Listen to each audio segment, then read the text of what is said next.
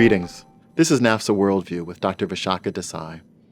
I'm Eric Dietrich, Associate Dean for Global Affairs, NYU Steinhardt, and Assistant Vice President of Global Programs, New York University. Dr. Vishakha Desai is the Senior Advisor for Global Affairs to the President of Columbia University and Senior Research Scholar in Global Studies at its School of International and Public Affairs. She is also Vice Chair of the Committee on Global Thought at Columbia University. Dr. Desai formerly served as President and CEO of the Asia Society. Under her leadership, she expanded the Society's reach in Asia through innovative programs and through the establishment of new centers in the region. In addition to several publications, Dr. Desai is also a frequent contributor to newspapers and magazines, both in the United States and Asia. Thank you for speaking with me today. Pleasure to be here. At the NAFSA annual conference, you spoke about reclaiming the global in education.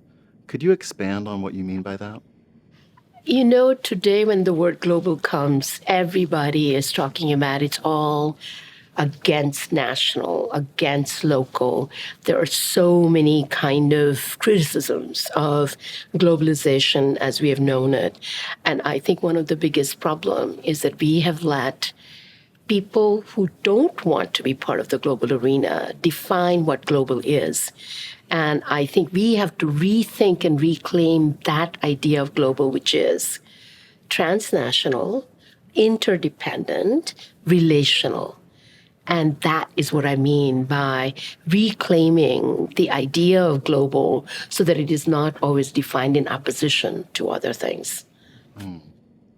That's a provocative idea. And do you find that that's an idea that has traction with students and with scholars and with practitioners in the field? You know, what's very interesting to me is that students completely understand it.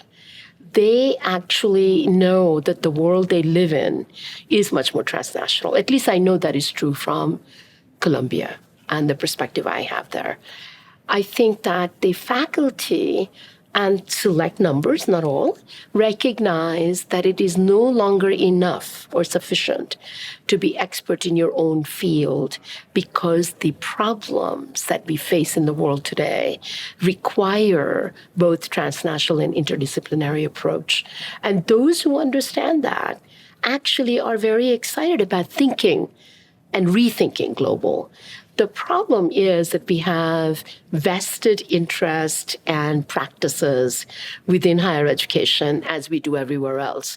So that's why I think we have to collectively think about how does that idea of global, which is where it comes to issues like climate change, diseases, movement of people, communication, all of that constantly is flowing in multiple directions.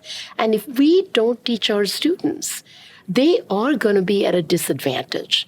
But I would say that there is a more of an interest in this idea with students coming from elsewhere than necessarily with students who are born and raised in America alone.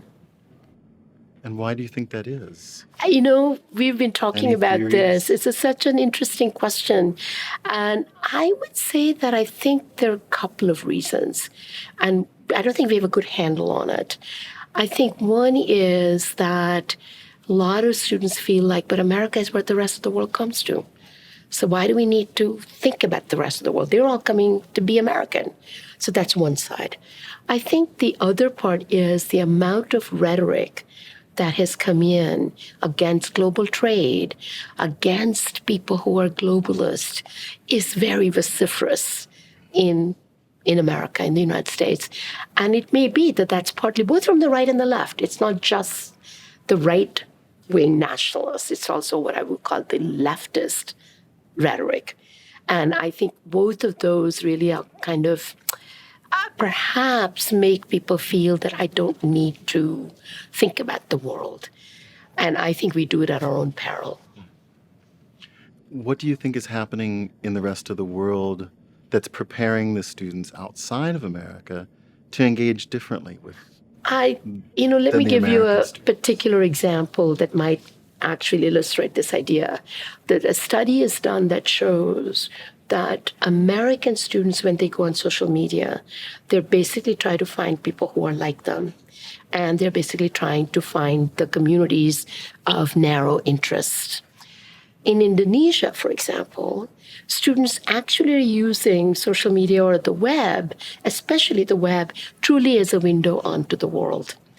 What that means is that they do understand that their world is connected to the rest of the world. And to some extent in America, I don't think that that idea of what I would call sphere of interest, influence, and responsibility goes beyond a narrow definition. It's a big generalization, and as an academic, one is always careful. But I do think that there is something going on that we need to pay attention to within the United States, and then seeing what happens with the students coming up from elsewhere. In this current age of populist nationalism and glaring income inequalities, all things global have come under attack. Why do you think this stigma continues to exist, especially as it applies to higher education? Well, I do think that there is some justification for those criticisms of globalization as defined. And part of it is that there are winners and losers. Ian Brimmer did this amazing book called Us Against Them, Failure of Globalism. So there is enough people who are talking about how global has not benefited everybody equally. I would argue that that kind of globalism or globalization is entirely based on a particular narrow point of economic globalization that was based on capital flows, the flow of goods and services, and things that almost always were defined by multinationals. It's a particular narrow slice of globalization, but it was seen as a panacea, and it is now seen as the evil force. The reality is that the global condition we live in is not just defined by flow of goods and capital. It's also flow of people, flow of ideas, and all of those things got subtracted. And the second thing I would say is the failure of the education system that actually didn't talk about if something happens with US-China trade, it affects the soybean farmers of Iowa. If something happens in the textile industry in Bangladesh, it affects the clothes you wear. We haven't made enough of those relational connections. We focus too much on, okay, being in the world, go over there and learn something, rather than saying, how does that world affect me no matter where I am? And I think that failure also comes to us now in the form of criticism of globalization as people have perceived it. Because we don't think of it as global in relation to national and local, global in opposition to local and national. And we got to rework that balance of intersectionality. Staying with this notion of inequality in higher education, do you see a way in which global education or international education, study abroad, could actually be contributing to stratification especially in American higher education or in American society? I think it's a very important question. Critics are starting to sort of point this out absolutely, more. Because for the longest time, people who got to travel, people who could go and study abroad, are by and large people who can afford it. And we haven't made, again, a big enough case to say, this is a fundamental quality that students need to have. To study abroad, to learn about other worlds, and to think globally is not an advantage for the privileged few. It's a necessity for all of us. And as a result, we have to work harder in education, in other programs, as to how we do that. I mean, for example, I don't know how it is at NYU, but I know in many schools, the summer abroad programs are programs that even if you have some money, it requires more money to go there. And it is not part of a scholarship package. And if it's not a part of scholarship package, how does a student who can't afford, who has to work, go? We got to come up with that idea that this is a necessity that is mission-driven for the education that is about learning, about connecting to the world. Right.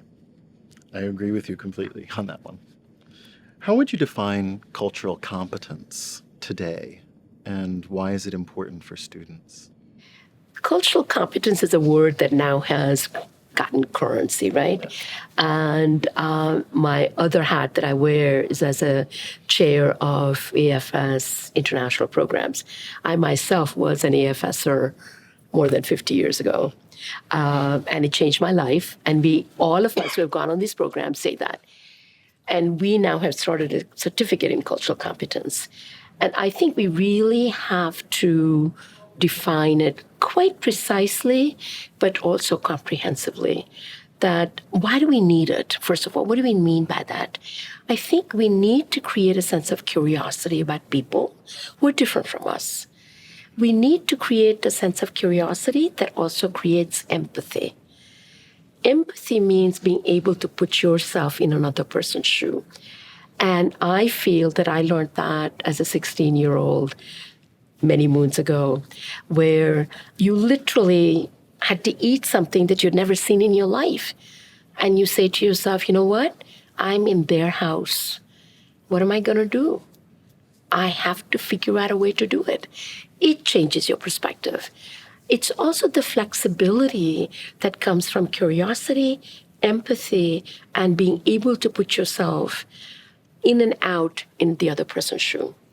And ultimately, I think that cultural competence is not just about respect for the other, but it is also to figure out that out of that emerges intercultural learning that actually creates something that's bigger than two cultures, two areas that allow you to create something new. So I actually have been feeling very much that initially we were all talking about diversity. Diversity was respect for the other, who are different from you, etc. I don't think it's enough. All those are first steps. The next steps is empathy and being able to work together. And when you think about the fact that even in terms of jobs, the last statistic about 8 years ago was that 1 in every 4 jobs in America were related to international trade. And people were expecting that it would be 1 in 3. Today, it probably isn't exactly that. And that's where we have to realize that while the jobs may not be completely related, how we work in the world requires that we learn about people who are different from us and work together. Right. I had a similar experience. I was 16 and I was an exchange student for a year through Youth for Understanding. Youth for Understanding, right. And where did you go? I went to Denmark for a Well, year, see, there which you was just as different to me as anywhere else in the world because I hadn't been anywhere else. And it changes your trajectory, right? It does. Because it never goes away. It never goes away. When I was at the Asia Society, at one point, the president of the UN Council was an AFSer. And he told me that 38% of all ambassadors at the UN were AFSers. I think there's something so deep about that. The empathy that you mention is the sort of balance to the empowerment and development of the ego that should happen through more and more education, where you feel yourself more and more agency, more power, but it must be tempered with that. And it also helps you question who you are. Because people constantly look at you, so it's about reception of you, as well as projection that you make. And it makes you realize that, gee, they think I'm Indian. What does it mean to be Indian? And then, as you become an Indian origin American, and I say to myself, okay, what does that mean? So it's both about how you think about constructing your identity and how others perceive you, and the fluidity that comes from that. Yes. Now, how do you think that what we've talked about with global competence and so forth is different from or a more useful concept perhaps than global citizenship? Or what do you make of global I citizenship? know at AFS we've had these long conversations about this. And I actually think that the word citizenship becomes a problem and an impediment. And the reason why I think that is the very concept of citizenship is very nation state driven. And the minute you say global citizenship, a whole lot of people say, wait a minute, that is negating my national citizenship because citizenship often is seen as exclusive. Whereas intercultural learning, global competence, all of that doesn't have that baggage. And that's the reason I shy away from the word citizenship. So I use the word global belonging, multi-rooted global belonging, all of those kinds of words, which I think describes what it is without narrowing it down in a legalistic way. Yes. I agree very much. There's a legal scholar recently pointed out to me that the American Constitution and the Bill of Rights provide lots and lots of protection for citizens, but not for humans. And there's a big difference there when you start to Exactly. recognize what that means. And let's not forget the concept of citizenship and nation state is relatively young. It isn't how we thought of ourselves in terms of who we are. So why narrow yourself down to something that's less than 200 years old? Shifting back to Asia as a focus for a moment, in a recent article, you recommended that more U.S. students learn Chinese to gain more understanding of China. How can we do that despite the recent rhetoric and actions from both countries, especially regarding economic politics? So let me first say it was not so recent that I wrote that article. At that moment, there was not the same amount of anti-China rhetoric that's coming up our way. However, I would argue that it is precisely because of the anti-Chinese rhetoric that we need to understand China better. And the reason for that is that, after all, it is a civilizational state. It's more than 5,000 years old. For them, the idea, as they would say, is that China is back again on the global stage. Last 150 years or so is a century of humiliation when they were not part of the global play. Let's not forget that circa 1800, 50% of world's GDP came from India and China alone. So for them, 200 years, what is that? They are returning to their rightful place, as they might see it. However, we in the United States especially don't realize that Euro-American ascendance is only 250 years old. And as the world goes into a new global order reconfiguration, whether it's going to be China and the US, whether it is what some people have called beyond bilateral to a multilateral, beyond the American order, as Fareed Zakaria has called it, all of that would require that we understand that we are no longer the center of the universe.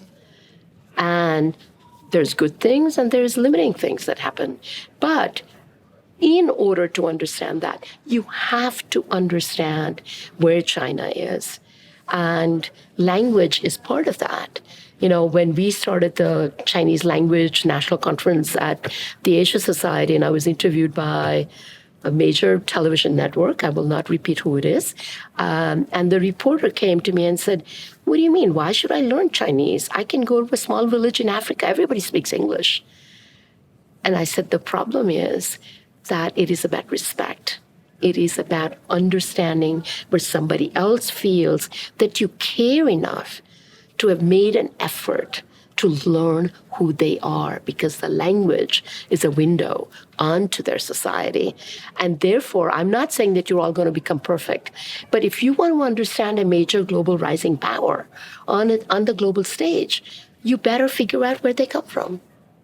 It's in our national interest. And it seems as if the Chinese are learning English faster than anyone's learning Chinese. No question about that, with a systematic plan. I remember being at Beijing University in China, and this was in 2005, and when everybody was talking about India-China comparison. And he said, people in India think that they have an advantage because they speak English, but just wait 20 years. It will no longer be your advantage, A recent statistic that I read, which is very interesting, and I think has been surprising to everyone to whom I've repeated it, is that more Africans are now studying as students in higher education in China than in the United States and the UK combined. What do we make of a phenomenon like that? It's by design. Chinese government actually decided this was an important thing. So the Confucius Institutes in China, they realized were not enough because there were not enough universities that could support it. So the better way to do it was to get Africans to come to China. And it is completely related to their economic interest and forays in Africa and the backlash that they faced, where people felt that the Chinese were just exploitative. So they figured out that, in fact, it's very important for more people to understand what China is about. But it doesn't seem as if Africans are naive to the reasons why China is inviting them in and but giving we them are also, scholarships let's and face so it, forth. Chinese investment in Africa is without any strings attached. They don't ask for much as long as they get what they need. And every time Euro-American, World Bank, there's a whole lot of strings attached, so the leaders don't want that. At the same time, they also understand that they can't count on America, where we are in the world today. So they're going to go where they need to. Surprising. Where they need to find support. What do you view as the biggest shift in international relations between the U.S. and Asia in the last 20 years? When I was at the Asia Society, I used to say that in 1956, when Mr. Rockefeller founded the Asia Society, it's after World War II, World Bank report had soon come out at that time, where the World Bank said, don't count on China, it's communist, it's not going to go anywhere.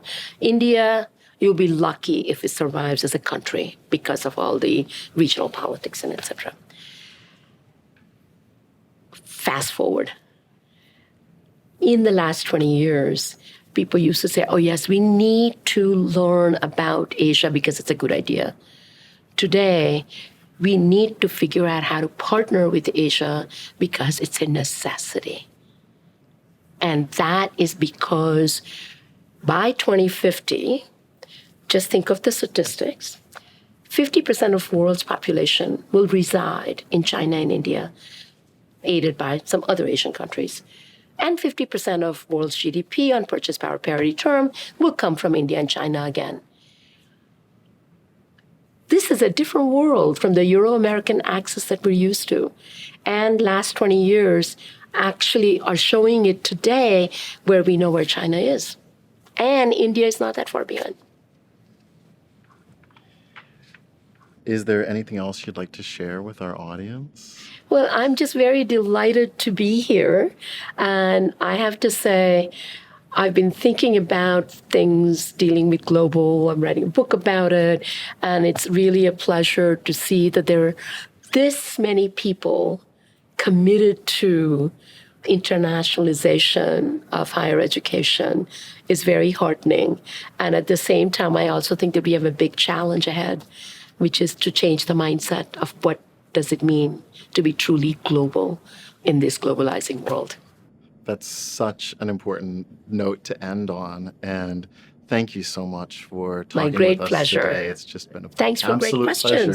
Yeah. Well, thank you for wonderful mind-expanding conversation. Thank you.